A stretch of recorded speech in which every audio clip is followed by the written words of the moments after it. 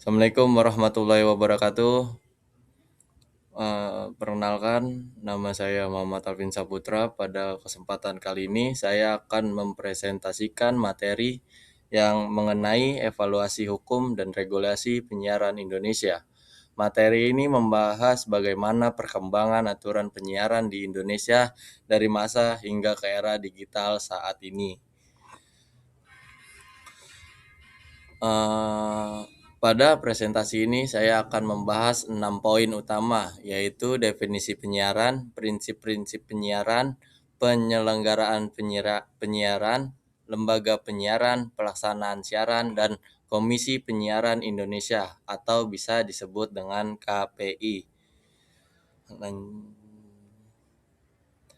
Bab ini menjelaskan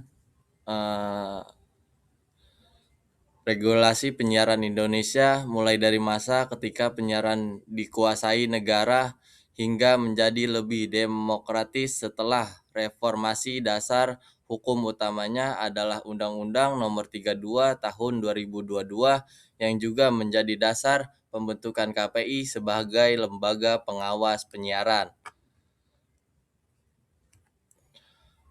Menurut Undang-Undang Nomor 32 Tahun 2002, penyiaran adalah kegiatan penyebarluasan siaran melalui berbagai media transmisi agar dapat diterima masyarakat secara bersamaan. Intinya penyiaran memanfaatkan frekuensi radio atau media untuk menyampaikan informasi kepada banyak yang secara merata.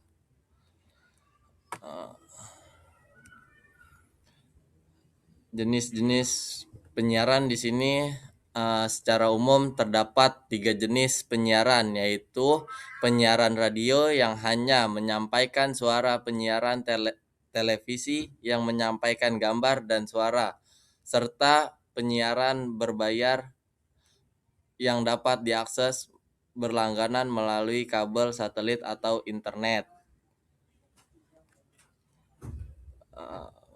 Di sini ada prinsip-prinsip penyiaran. Penyiaran di Indonesia harus berlandasan Pancasila dan Undang-Undang 1945. Prinsipnya meliputi keberagaman, keadilan, kepentingan umum, ketertiban, manfaat, dan demokrasi. Jadi, isi siaran tidak hanya menghibur, tetapi juga memberikan manfaat bagi masyarakat. Di sini ada penyelenggaraan penyiaran. Tujuan penyelenggaraan penyiaran nasional adalah memperkuat persatuan bangsa, membangun karakter masyarakat, mendukung demokrasi, dan menjaga keutuhan NKRI. Pelaksanaannya diatur oleh Undang-Undang Nomor 32 Tahun 2022 serta beberapa peraturan pemerintah. Di sini ada sejarah regulasi penyiaran. Regulasi penyiaran mengalami perkembangan dari masa ke masa. Pada awal kemerdekaan berdiri RRI, kemudian pada baru penyiaran dimonopoli negara. Setelah reformasi lahirlah Undang-Undang Nomor 32 Tahun 2002 yang memberikan kebebasan lebih besar dalam dunia penyiaran serta membentuk KPI. Saat ini kita memasuki era digital dengan perkembangannya layanan streaming. Lembaga penyiaran. Ada 4 jenis lembaga penyiaran di Indonesia, yaitu lembaga penyiaran publik seperti TVRI, RRI, lalu lembaga penyiaran swasta seperti RCTI dan SCTV, lembaga penyiaran komunitas yang melayani komunitas tertentu, serta lembaga penyiaran berlangganan seperti televisi, kabel, atau satelit. Di sini ada lembaga penyiaran publik. TVRI dan RRI merupakan lembaga penyiaran publik yang bertugas melayani kepentingan masyarakat, bukan semata-mata mencari keuntungan. Keduanya dibiayai oleh negara dan memiliki peran penting dalam pen- menyebarkan informasi, pendidikan, serta budaya. Nah, di sini ada TVRI, Televisi Republik Indonesia, didirikannya pada tanggal 24 Agustus 1962. Terus ada dasar hukumnya 13 tahun 2 no 13 tahun 2005.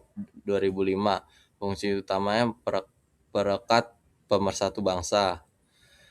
Eh, Pendanaan APBN dan iklan, wajib menyiarkan siaran nasional minimal 60% konten lokal.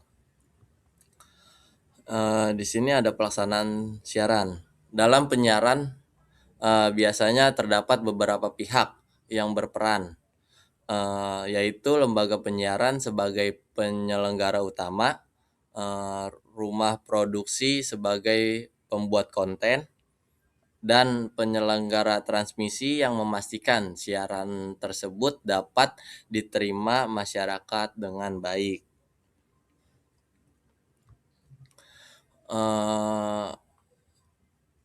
Kewajiban pelaksana siaran. Isi siaran harus memberikan informasi, pendidikan, hiburan, dan manfaat. Selain itu, penyiaran dilarang memuat fitnah, berita bohong, pornografi, perjudian, kekerasan berlebihan, maupun konten yang memicu konflik SARA.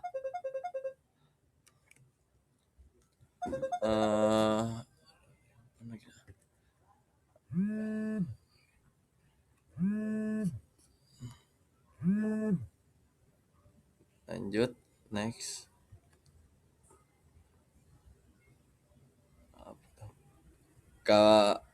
Di sini ada KPI, biasa disebut Komisi Penyiaran Indonesia. KPI adalah lembaga independen yang dibentuk berdasarkan Undang-Undang Nomor 32 Tahun 2002. Tugas utamanya adalah mengatur dan mengawasi penyiaran agar sesuai dengan aturan yang berlaku. Di sini ada struktur dan fungsi. Apa sih KPI, berfungsinya seperti apa? KPI terdiri dari KPI pusat dan KPI daerah. Tugasnya itu antara lain membuat standar program siaran, mengawasi isi siaran, menerima pengaduan masyarakat, serta memberikan sanksi kepada lembaga penyiaran yang melanggar aturan.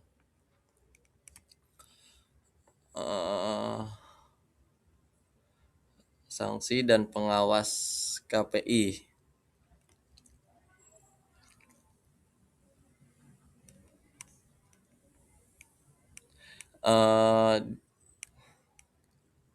Apabila terjadi pelanggaran, KPI dapat memberikan sanksi mulai dari teguran tertulis, penghentian sementara program, membatasi durasi siaran, denda administratif,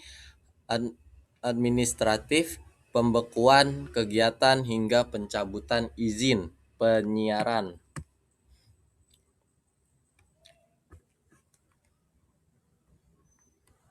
Lanjut.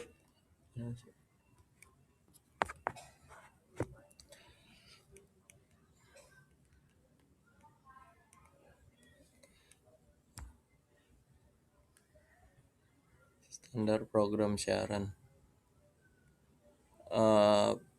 P3 atau Pedoman Perilaku Penyiaran, serta SPS atau Standar Program Siaran menjadi pedoman bagi seluruh lembaga penyiaran, atau ini bertujuan melindungi masyarakat, terutama anak-anak, mencegah penyebaran hoaks, diskriminasi, serta mengatur isi iklan dan program hiburan. Lanjut. Tentang era digital, saat ini regulasi penyiaran menghadapi tantangan baru seperti perkembangan YouTube, Netflix, TikTok, atau platform digital lainnya. Eh, Selain itu, masih ada masalah penyebaran hoaks, ujaran kebencian, serta perlunya revisi undang-undang penyiaran agar sesuai dengan perkembangan teknologi. Eh,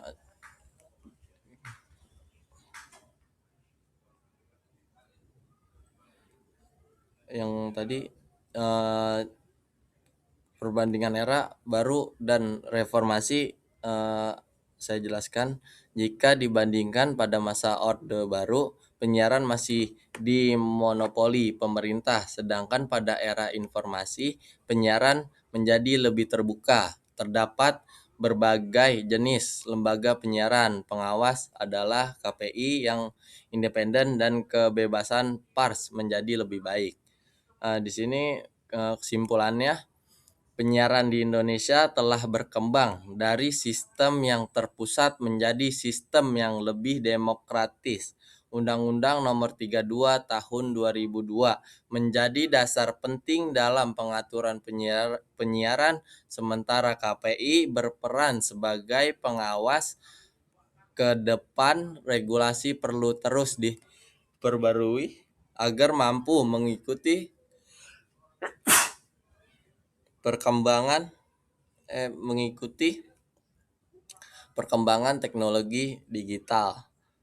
Eh, di sini ada 5 kesimpulan. Terima kasih. Demikian presentasi yang dapat saya sampaikan. Terima kasih atas perhatiannya dan perhatiannya teman-teman. Apabila ada kesalahan kata atau salah ucapan, saya mohon dibukakan pintu maaf yang sebesar-besarnya.